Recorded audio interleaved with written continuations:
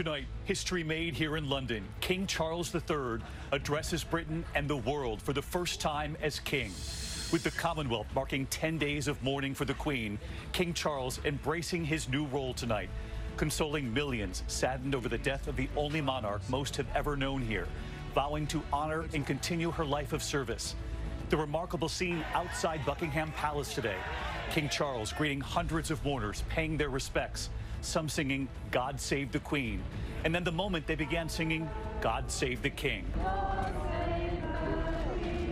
Charles appearing emotional amid all of the support and while reading messages left along the palace gates for the Queen.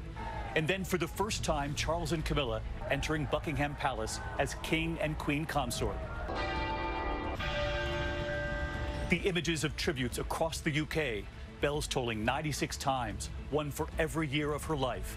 A memorial service at St. Paul's Cathedral, the world paying its respects. Tonight, what we have just learned here about the service for the Queen and her funeral.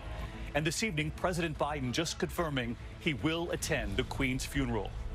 The last days of Queen Elizabeth, the Queen at her beloved summer home at Balmoral in Scotland, the unprecedented announcement about her health.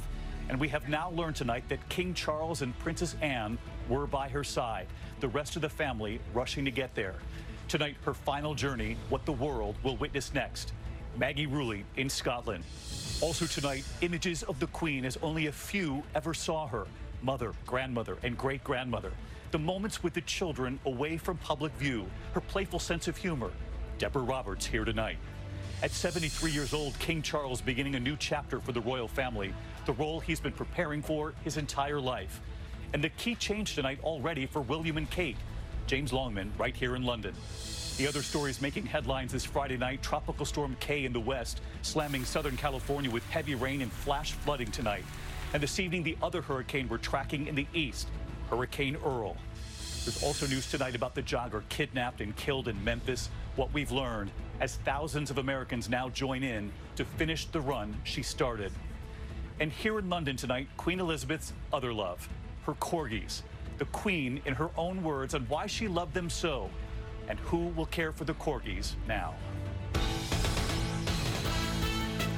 From ABC News, this is ABC World News Tonight with David Muir, reporting tonight from Buckingham Palace in London.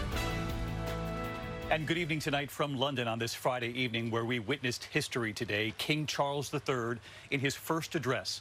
What he said about the Queen, the future of the royal family, what he said about Camilla, now the Queen Consort, what he said about William and Kate. William, the heir to the throne, of course. He is now Prince of Wales. Kate is now Princess of Wales, a title not used since Princess Diana. He also spoke about Harry and Meghan.